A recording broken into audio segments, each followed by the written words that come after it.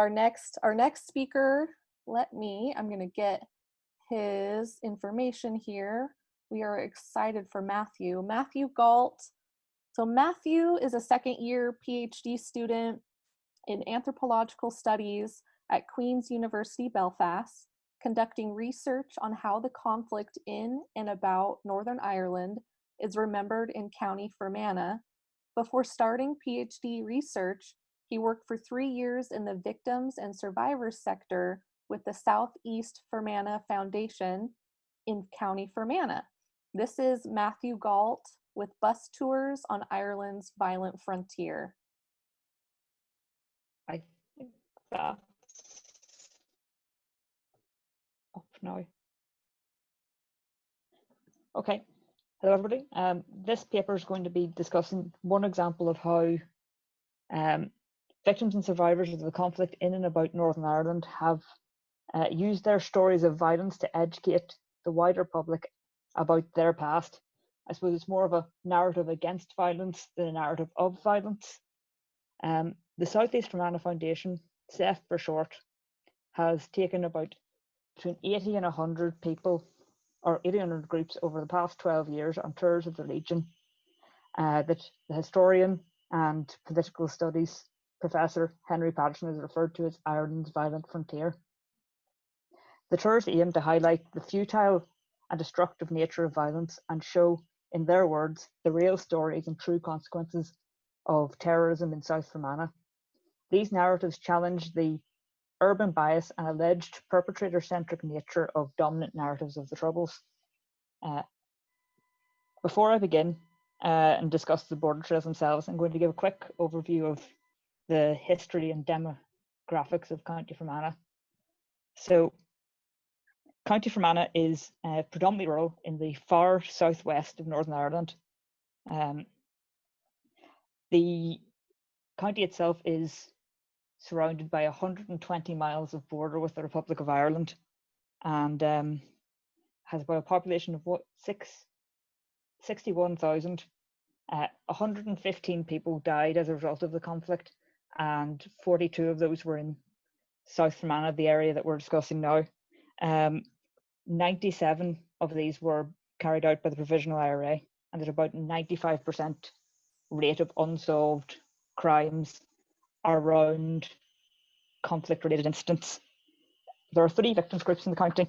The Ely Centre, which is listed in Cain as predominantly unionist, Ferinha, which is perceived nationalist, and SEF, which is cross-community, but they prefer the term innocent victims, which they define as an individual who has suffered as a result of the Troubles, or a carer of said individual, and who has not been convicted of an offence in relation to a conflict-related incident, or being a convicted member of a prescribed organisation. SEF will be the focus of this talk, and they are the second largest or third largest victims group in Northern Ireland. They started in 1998, and they now have about 1,100 members, even across Europe. They're the lead partner of the Innocent Victims United umbrella group of 23 organisations across Northern Ireland, and they've courted academics and journalists across the spectrum of Northern Irish and European academia and journalism. They also work with groups supporting victims of violence from ETA in the Basque region.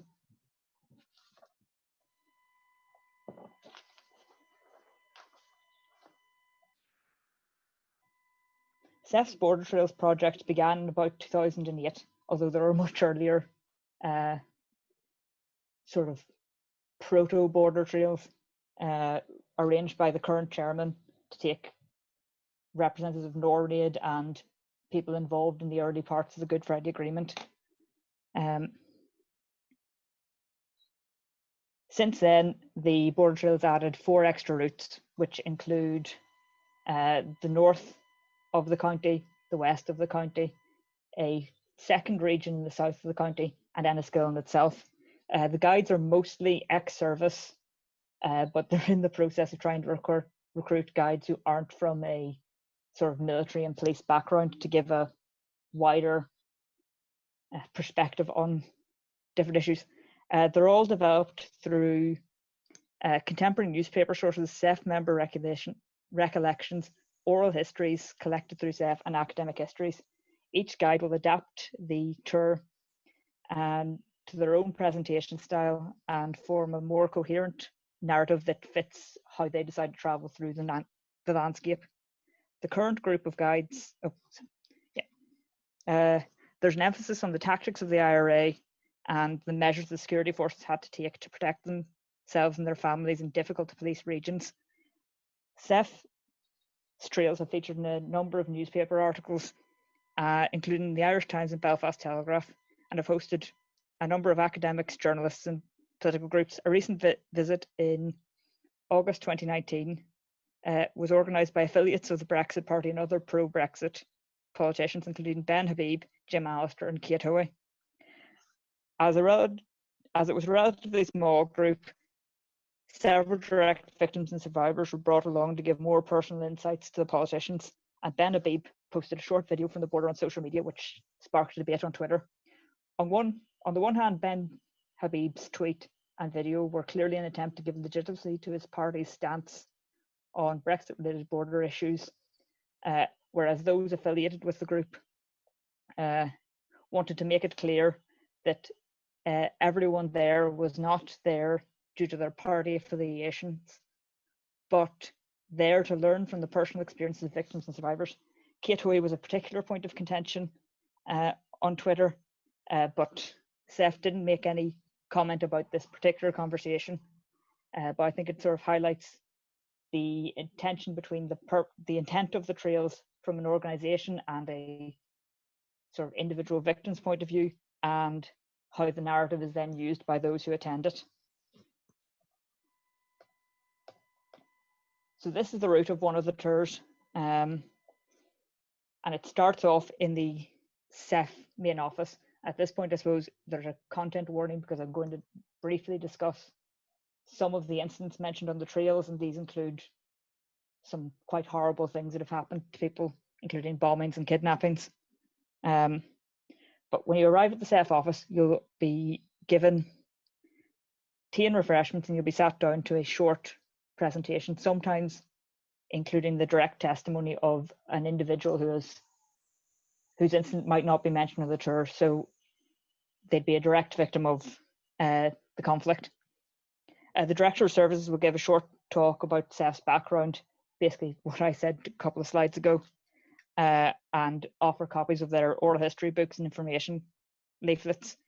Generally at this point, they highlight the fact that they are in the old Richard Arkwright factory in Lisnaskea, and that many of the families that they represent, the loved ones that had been killed during the conflict, would have worked in that factory. And it sort of brings a continuity into the ongoing narrative. After that, they will get on the bus for about 2 to 3 hours, and it will take them across about 32 miles up along across to the border. At this point, they usually tell you about 2 stories. The first being of the bomb on Arlene Foster's, then Kelly's school bus. Arlene's account of the story or of the event is well known, so the guide focuses instead on the bus driver's story, who was the intended target. The story is also the first point where the wider damage of political violence is discussed, as a bus driver's son, who had helped him check the vehicle for bombs every morning, believed he was responsible for not checking the bus properly that day and took his own life. The second incident discussed happened in the village of Maguire's Bridge, which most groups would pass through on their way to SEF. In the early 80s, a man in long brown riding boots entered a pub and opened fire. He killed an off-duty police officer and the barman. The guide usually places emphasis on the boots and says that it's very important that all people remember that for later. The bus will then travel through Lisnaskea, where it tells the story of a UDR man who was injured in a bomb. One Sunday afternoon, he was having a few drinks in a pub when he returned to his car and it exploded, amputating his legs. The following day, in Lisnaskea Main Street, there's a sign saying, "If you want to get legless on a Sunday, go to this pub." The guide uses this story to highlight the animosity in the local area and how Republicans would have taunted the security forces and the wider Unionist population. The tour then leaves Lisnaskea and heads towards Rosslea, stopping in the hamlet of Donagh. The bus is never stopped in Donagh itself for security reasons. Here at the bus, those in the tour are told the story of the second of 3 brothers killed by the IRA. It is claimed the IRA aimed to kill all 3 brothers by the end of the hunger strikes in 1981. He was shot dead outside his father's house when he went to visit his newborn. The guide notes that this was a mixed marriage in a predominantly nationalist area and indicates that that may have been one of the reasons why they were targeted. The bus will then travel further down the road, stopping at a telegraph pole with a small cross on it. This is the site of the SAS operation that killed a senior IRA member and wounded another IRA member who is a current MLA. The operation is discussed in detail, drawing on the actions of how the police decided to save the wounded man's life, and how when the SAS examined the body of the killed man, he was found to be wearing long brown boots, sort of bringing the narrative from earlier on to a close. Once they reached Rosslea, they stopped beside a boarded up shop. The shop is said to have been the last Protestant business in the local town. In 1977, the owner was killed by gunmen and the business closed. This is the first major introduction to the through narrative of ethnic cleansing, and it's discussed in detail in other incidents. So the final leg of the bus tour takes the group towards the border and then across it to the site of a farm entrance. Here the guide talks about human bombs within the County Fermanagh.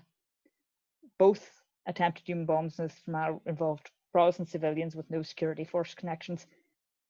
This emphasis is placed by a guide to show that it was ethnic cleansing as the main motivation for the attacks rather than any security force affiliation. And I'm aware of time, so I'll skip forward a bit and then think. So they bring you finally sort of towards just across the border, around where it says Holy Trinity Church, and they take you to the site of a incident where a 17-year-old IRA man was killed while trying to plant his own bomb. And the guide usually then uses this to summarize the purpose of the trails, which is the futility of violence, that it can take so many young people's lives before they've even started. So border trail narratives make 3 main claims: moral, empirical, and political. The moral claims centre around how a victim is defined within the Northern Ireland context. SEF and its members strongly believe that the current definition of an individual, or its current definition, treats an individual who's injured in their daily life as the same as someone who is injured while committing an act of violence. To differentiate those they believe should be considered victims, they adopted the term innocent victim, which, as previously mentioned, does not include those who have committed acts of violence relating to the conflict. It similarly excludes members of the security forces who committed crimes and dishonoured the code, i.e. broke the rules of the British state official rules of engagement, which were called the yellow card system. This view of victimhood is linked to the understanding that violence used in the furthest political aims is unjustifiable and morally wrong. The empirical claims the narratives make are about the empirical claims aim to correct the narrative of the past by drawing attention to the lived experiences of border unionists and Protestants in County Fermanagh. They state that it is clear from these narratives, in their words, the terrorist campaign along the border was one of ethnic cleansing and land clearance based on sectarian bigotry. The lived experience of locals and local explanations of why particular individuals were targeted and not others. For example, married men with children seem to have been targeted more frequently than single men, are given as evidence to this. The limited loyalist violence in the county is also used to show that in Fermanagh it was not a conflict of 2 sides fighting each other, but a targeted campaign against one section of the community. The political claims follow on from the moral and empirical claims. The CEF argues that any non-state group using violence or defending and glorifying the use of violence is not a legitimate political actor. Therefore, any political party supporting these groups should not be able to stand for election. This includes Sinn Féin and the Progressive Unionist Party. Spain is used as a counterexample to Northern Ireland, as they have repeatedly banned ETA-affiliated parties. Following from this, they argue there is always a democratic and non-violent means to enact change. And lastly, they believe the only way to ensure true peace in Northern Ireland is to ensure that innocent victims are at the centre of policy making, rather than allowing those who they view as perpetrators to develop policy. So, in conclusion, the CEF's border trails provide a grassroots challenge to the urban focus of many narratives of the Troubles. They are openly challenging what they see as a terrorist campaign to rewrite history and legitimate 30 years of violence. By focusing on those who experienced but did not cause violence, they clearly identify who they believe can be legitimately and morally claimed to be a victim. Drawing attention to how these innocent victims have been ignored by mainstream discourses, they raise questions about who should be included in dialogues about Northern Ireland's future. The counter-narrative CEF puts, and other organisations aligned to their ideology, put forward shows an underlying dissatisfaction with the peace process and the political establishment. They believe that much of academia and the political establishment are perpetrator-centric and are willing to ignore the needs of victims and the truth of the past to protect the peace process.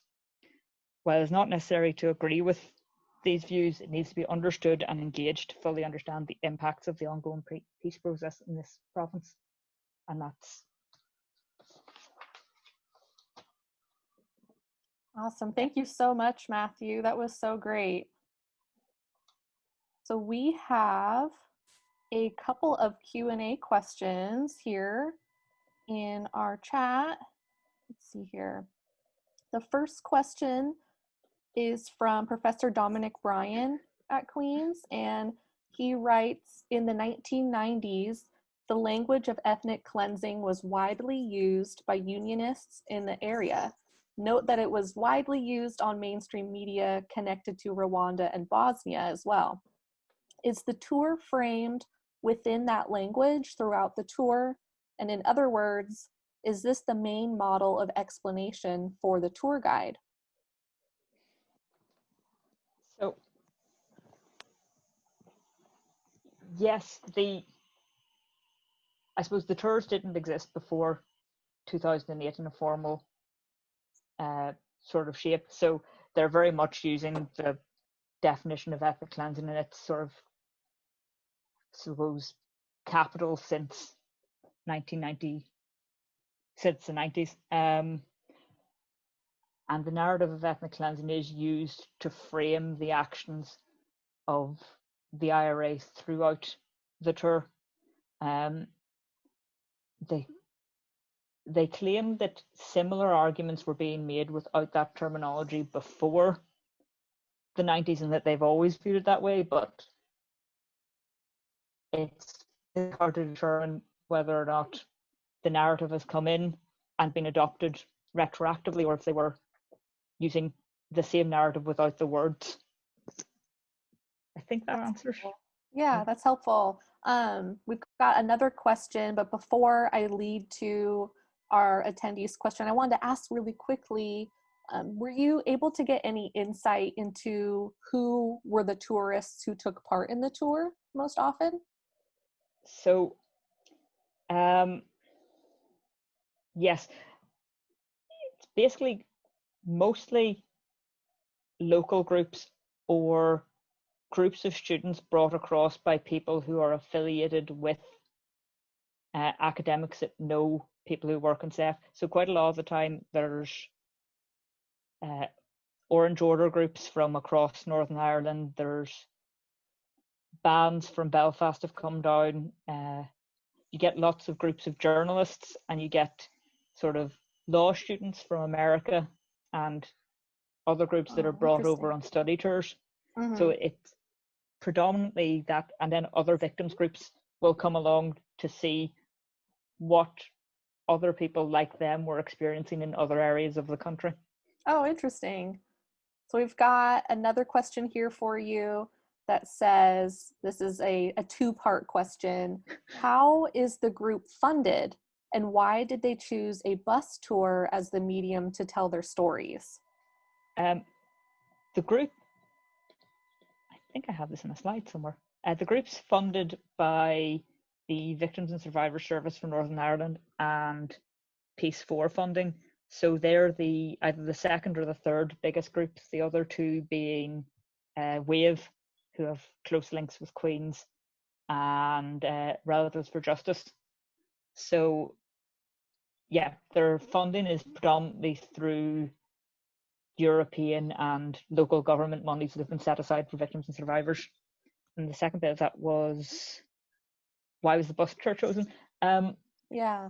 The idea of the bus tour was to take people out to the sites that they happen in. Unlike in Belfast, you're talking about a large sort of geographical area. So a bus tour is the most practical way to cover the distance required to be taken to sites where it happened. And I suppose it helps that Fermanagh is quite a pleasing place to travel through. So that's kind of an extra bonus, because the bus comes up along the lakes and stuff like that. So there's an added sort of, I guess, touristy bit to it That as makes well. sense. Yeah, that makes sense. We had a couple more questions come in for you, and we may not be able to get to all of them with time, but we will save these questions and maybe send them to you later today. So one individual writes that she's done this tour before, and she wants to know, does the claim of genocide stand up to any scrutiny? So there's kind of two parts to this. There's the part from when I worked for the organization, and the part that this is the area I live in. So it's a hard one to judge, I think, because you need to also have an understanding of how the people that committed the acts of violence decided who to target and why. And there's not a lot of information in Fermanagh on that specifically. And I don't think the group would necessarily believe what the perpetrators of violence were saying unless they were explicitly saying something that they thought was true. So I think it's a difficult one, but if you do look at certain aspects of it, like the village of Rosslea has dramatically decreased in its sort of unionist and Protestant population over the course of the conflict. It now has 4 people in it, and it would have had, I suppose, maybe 10 times that at the start of the conflict. So there are ways of looking at it that you could argue both sides, but without knowing sort of the perpetrator side of it, it's hard to say whether it was a conscious choice or just happened that people left the area when violence increased. That makes sense. Yeah. So another question here for you. Given that mural tours, especially in and around Belfast, which use ex-prisoners as tour guides, are sometimes criticized for narrative bias, do you think there are similar issues associated with using ex-service personnel as guides?